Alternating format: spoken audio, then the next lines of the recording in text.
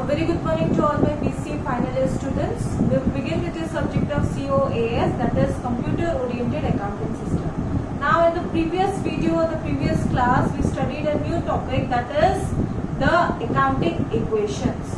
We studied about the accounting equation. What is an accounting equation? That is capital plus liability is equal to asset. That is the accounting equation. But in case of winding up of a company, the owner of the company cannot claim the asset unless he pays the outsiders equity. So we come to another equation, that is asset minus liability is equal to capital. Then we learned about the transactions. So there are varieties of transactions, but the basic transactions are categorized into three categories. The first one is affecting one element, that is transaction affecting only assets, only liabilities and only capital.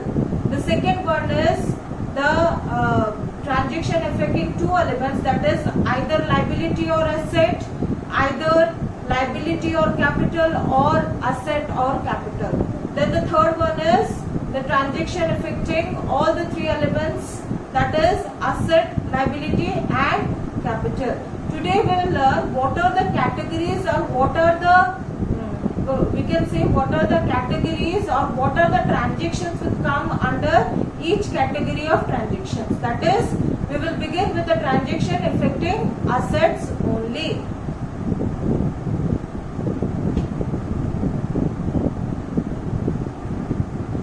Transaction affecting assets only.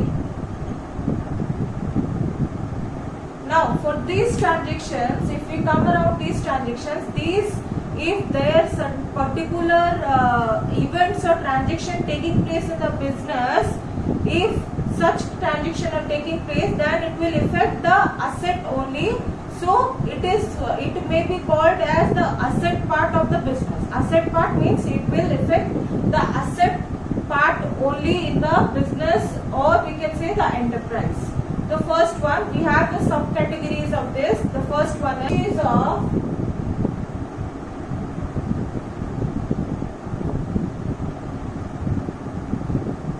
fixed assets for cash. Now, what is the purchase of fixed asset for cash? We already learned in your terminology part that assets are some object, physically owned object by an enterprise which have some monetary value to itself. And fixed assets are those assets which are purchased or owned by a business, which are not meant for resale and not meant for resale for a short duration of time, that is 1 year. So, purchase of fixed asset. If the business is buying any fixed assets examples are land and building, plant and machinery, etc. So if that kind of asset are purchased by the business, it comes under the categories the transaction affecting assets only. The second one is purchase of goods for cash. Purchase of goods for cash. Goods can be of any kind. If you are purchasing goods from the outside parties, then we are paying cash and bringing the goods. So if we purchase goods for the business, then we can say it is affecting the asset part only. Goods is one kind of goods, furnitures, we can say plant and machinery are one type of assets only. Goods come under current asset. Goods come under current asset. Plant and machinery, land and building come under fixed assets. Third one is deposited cash into bank. Deposited cash into bank. Now cash is also an asset. Cash is a current asset. So deposited cash into bank. If you are depositing cash from the business into the bank, then it will affect the asset part of the transaction. The next is withdrawal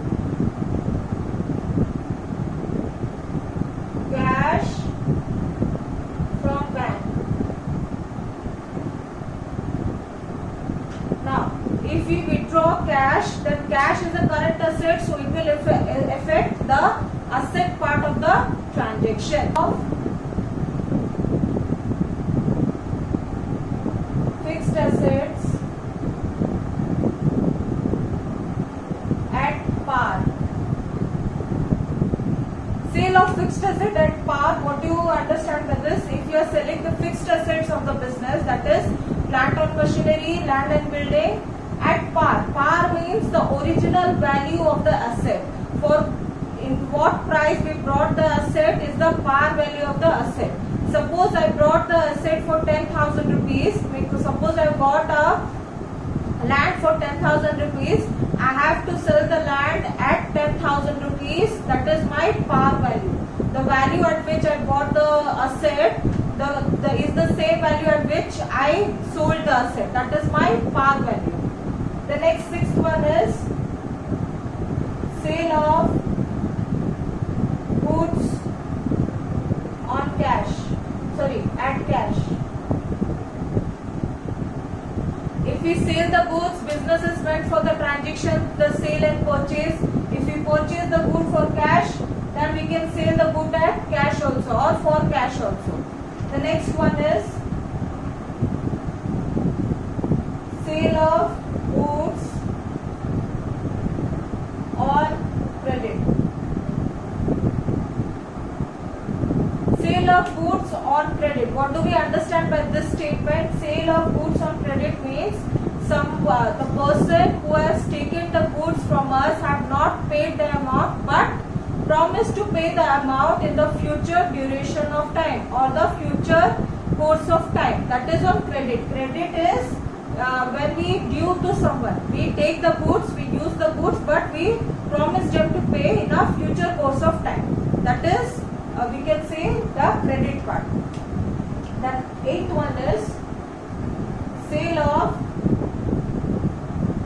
assets on credit. Now, if we sell the assets on credit means what? We are selling the assets of the business like the goods or we can say current assets or fixed assets of the business, but on credit means the money has not received by us, but the person who has took the asset from us is promised to pay the money in the future duration of time or future course of time. The ninth one is cash lent to others. Cash lent to others. What do we understand by cash lent to others? Means we are giving some cash to the outside parties and with the promise that they will return that money in a due course of time or future course of time. That is cash lent for others. Now cash is an asset, so it will affect the asset part of the transaction. The 10th one, cash check received from debtors. Now, who are the debtors? Debtors are the person who owe to our business. The person whom we owe are the creditors. The person who owes to our business is the debtor. So, if there is a cash or check received from debtors, that it will affect the asset part of the transactions.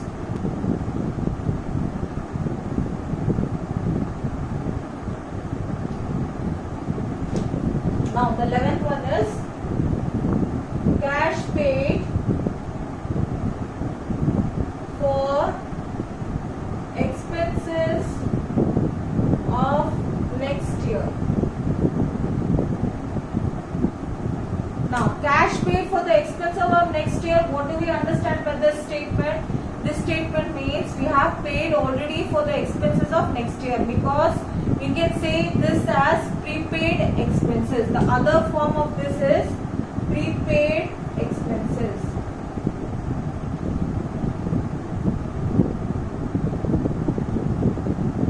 So obviously the cash is important. default, so it will affect the asset side of the transactions.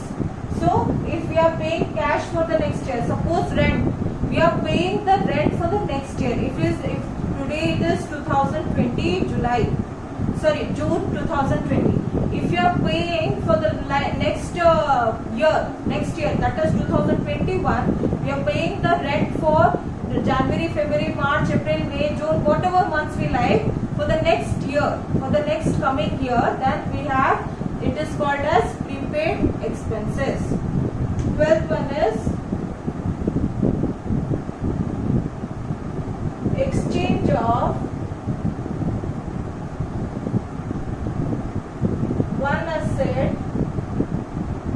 with another. So exchange of one asset with another, what does it mean? Our business may be familiar with other businesses. Suppose I am selling shampoos, other company may have also the company of shampoos.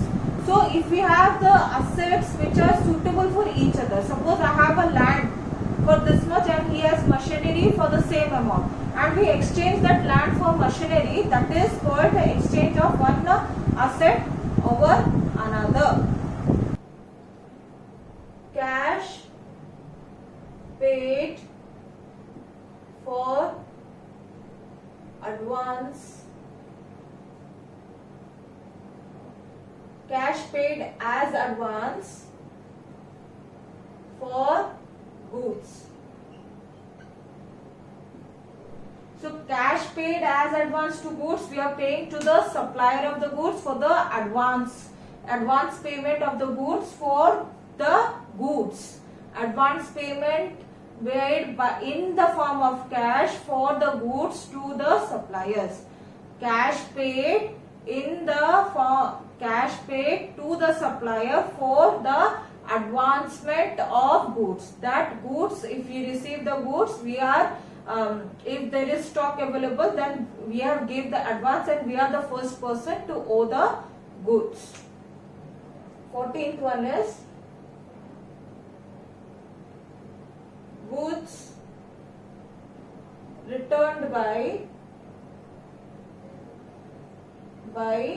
debtors. Now, debtors are the person who owe to a business. We have given goods to them and they have promised us to pay the money in the future course of time. So, for that purpose, the goods are returned by the debtor. So, no money will be paid by the debtor to us. So, goods returned by the debtor is one of the effect of transactions affecting asset only. The services, the advance payment to us, advance payment for the goods and services received in advance. The payment for the goods and services received in advance of the next year. If you are getting the advance of the next year in this year, then we can say that as accrued income. 16th one is got back lent money. Now, if you are giving someone the money or we are lending someone money, means we are giving someone the cash for promise or for a promise that we will receive it in the future course of time, and that money if we get back, we can say as got back the lent money. 17th one is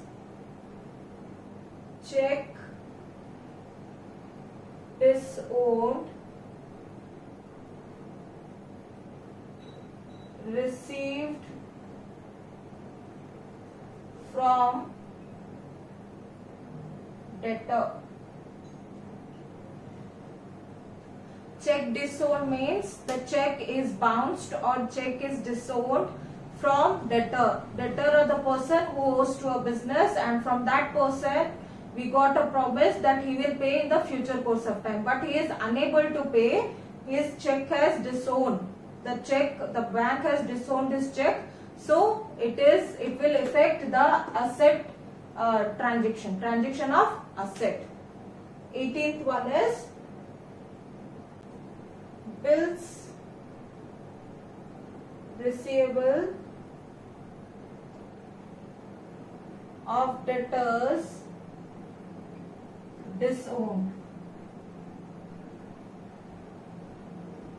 Now what is bills receivable? What do we understand by bills receivable? Bills receivable is nothing but it is a negotiable instrument. It is a bill of exchange where there are two parties, the purchaser of the good and the seller of the good.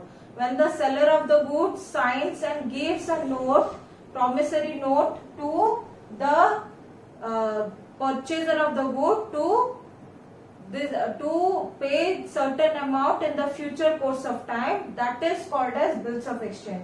It has to be paid on the due date where the bill expires. When the bill expires, the purchaser of the goods has to pay to the seller of the goods. So the purchaser of the goods is the debtor of the goods who owes to the business, who has some particular money who owes to the business is the debtor. So bills receivable of debtor disowned.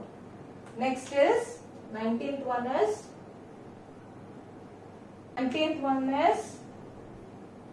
cash received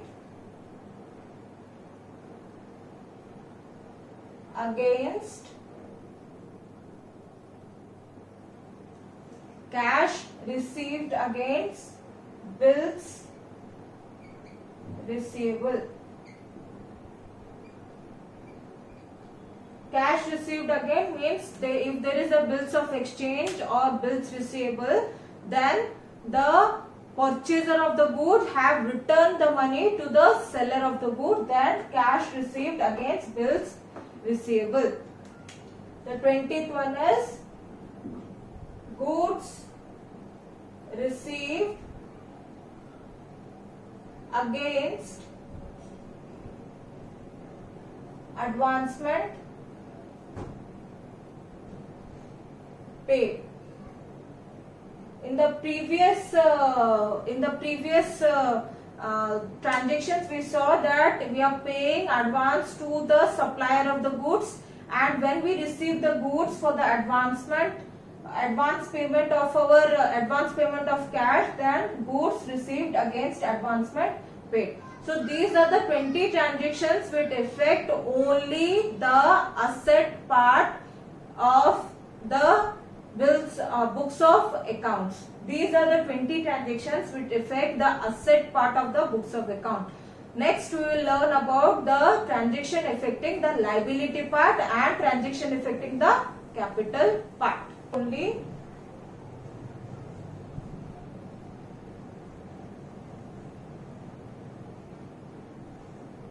transaction affecting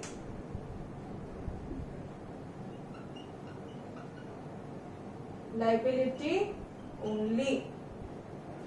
Now here we don't have a number of or set of transactions. We have only two transactions which affect the liability part of a business.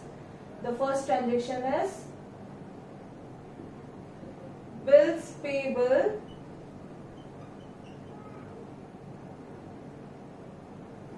disowned.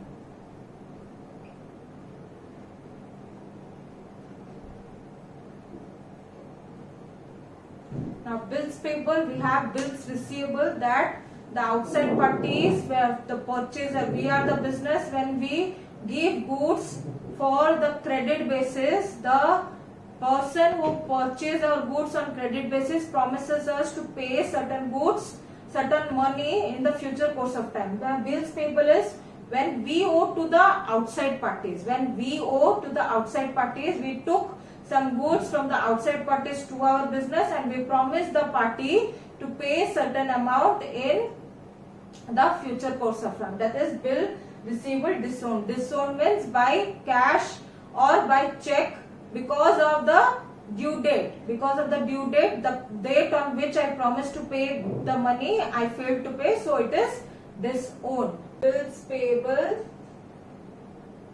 issued to creditors. Now what is bills payable issued to creditors? Bills payable, the certain amount we do to the others. Issued to creditors means when we owe to the outside party of the business, they are the creditors. They are called the creditors. If I am having some due to the outside parties or the outside of my business, that are creditors. So bills payable issued to creditors. Bills payable means we are issued some amount which is payable in the future course of time in the form of bills of exchange, that is bills payable. This is bills payable dishonored or disowned. We can say bills payable issued to creditors. These are the two parts affecting the liability only. Let us study the part affecting the capital.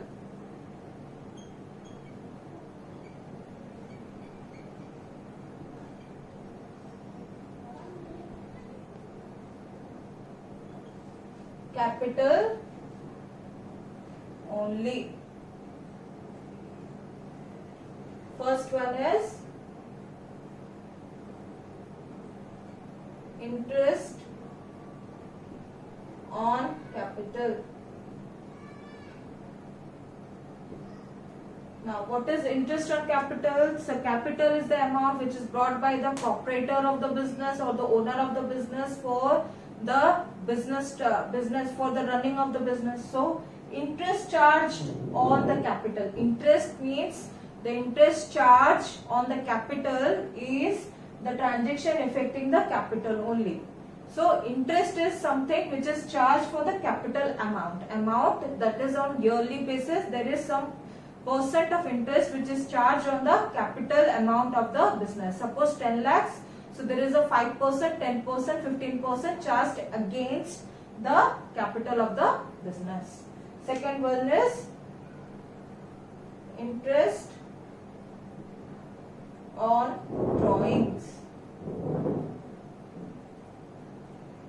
Now, let us know what is drawings. Drawings are the personal expenditure made by the owner of the business or the proprietor of the business. The personal expenditure, we have the personal expenditure which